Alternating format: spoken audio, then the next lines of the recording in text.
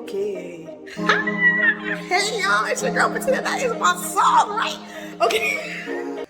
Anyway, hey y'all, it's your girl Bettina, and I am sorry I missed April. However, we back in May with a great topic. We talking about how to mother yourself at work. So first of all, happy Mother's Day to all of our mothers and those mother figures. We love you from the bottom of our hearts. And although we love you, today's topic is not specifically about how you can use your mom skills at work, although you can use this video for that. We're talking about how all of us could tap into those skills that we have seen different mothers in our lives utilize and take those skills and use them at work for ourselves. So earlier this week, I was in a meeting with one of my clients and her team, and they had a really rough week at work. And she ended the call with telling them that she was going to make sure that this next week that she was not going to schedule too many meetings. But she also said, I'm asking you to also block off your calendar so you can actually do some work that's not a meeting. But also block off your calendar so you can go for a walk or to take some time away from the computer so you can level set throughout your day. And please set those boundaries. I was blown away by this because number one, I was like, God, you knew that this is what my content topic was going to be about this week. And so thank you for giving me my starting story. I really appreciate that. But number two, I very rarely hear leaders tell their team this. And I think it was awesome because it's something that I always express to my friends, my colleagues, my mentees, a lot of people, telling them that they need to control their schedule and set their boundaries. And usually I get the answer saying that I can't do that. And I'm here to reiterate to you that yes, you can do that. You can control your day because it belongs to you. You don't need to be an entrepreneur to control your day. And truth be told, many of us entrepreneurs don't know how to control our day ourselves. So this is a skill that you still need if you transition into being an entrepreneur. We have all been witness to mothers who have absolutely no control of what's going on in their day or in their lives, and their family completely runs their lives. And we know what that looks like. We have also been witness to those mothers who are managers of their household. They know exactly what's going on in their day, and they manage what happens to it. It's not always perfect, but they manage what happens to it. Doesn't it feel so much better to actually have some control? I know it does. So today, let's ask ourselves, WWMD, what would mom do? I mean, it's your life. It's your schedule. It's your workload. If you're not deciding when, how, and if, then who is? I mean, no wonder you can't stand going to work because someone else is making that decision for you. I can only imagine. Setting boundaries are limitations for yourself. They are indicators of when you should possibly be making communication to somebody else. You don't get everything you want. That's not how life works. There's always a decision point, but you have to set the boundary so you can get to the decision. There are a bunch of experts that say setting boundaries protect the relationship. Isn't it important to protect the relationship between you, your colleagues, and your manager?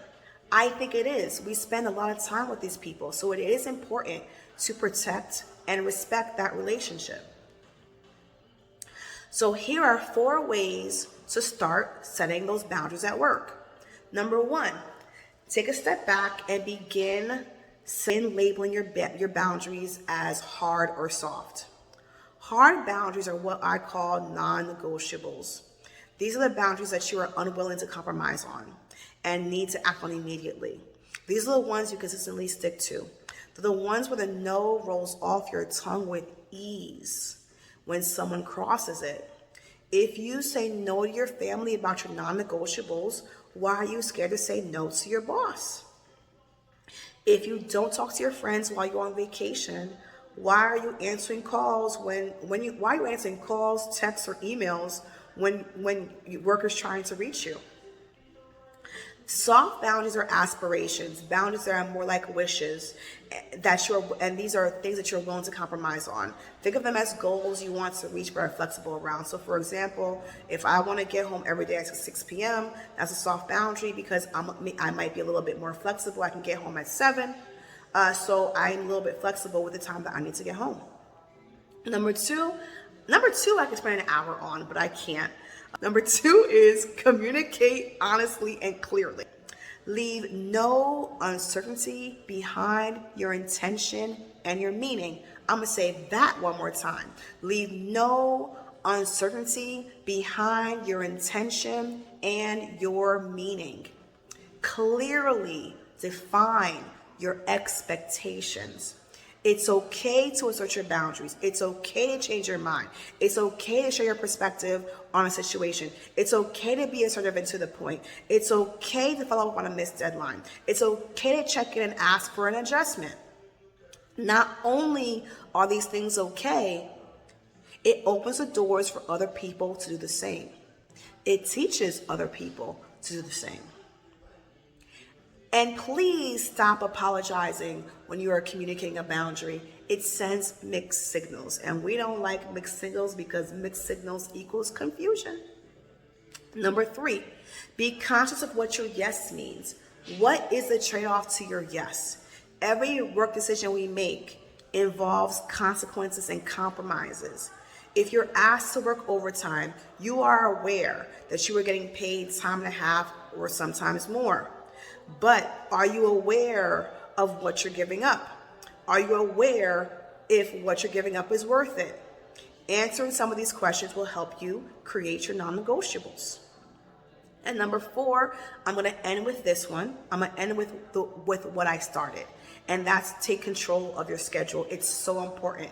And I'm completely aware that in certain industries, like a retail sales floor, that you do not have complete control over when you work or what hours you work and where you're working. I understand that. However, you do have control over consistently communicating what your needs are to your manager. When I was on the retail sales floor, I was consistently communicating with my manager what my needs were every 2 weeks. And most of the time they respected it. Sometimes they did not. On the times they did not respect it, that was a time for me to make a decision. I did not always like the decision, but that was a time for me to make a decision. For office workers, you can decline meetings. You can also block off your calendar, forcing people to check in with you on when you're available. It's not going to be easy at first. It's going to be bumpy because everyone's so used to putting whatever they want on your calendar, but eventually your manager, your leadership, and your coworkers will fall in line with your clearly set boundary. You just have to be consistent. You just have to respect your boundary. Now, let's quickly recap what we talked about because I'm already out of time. I gave you 4 ways to start setting boundaries at work. Number 1, set apart your non-negotiables and your soft boundaries. Number 2, communicate honestly and clearly. Number 3, be conscious of what your yes means. Number 4, take control of your schedule. Remember to trust yourself enough to know that you are a professional. And every day you show up with excellence. And you respect your boundaries. That's my time, y'all. I'll see you next month. Bye.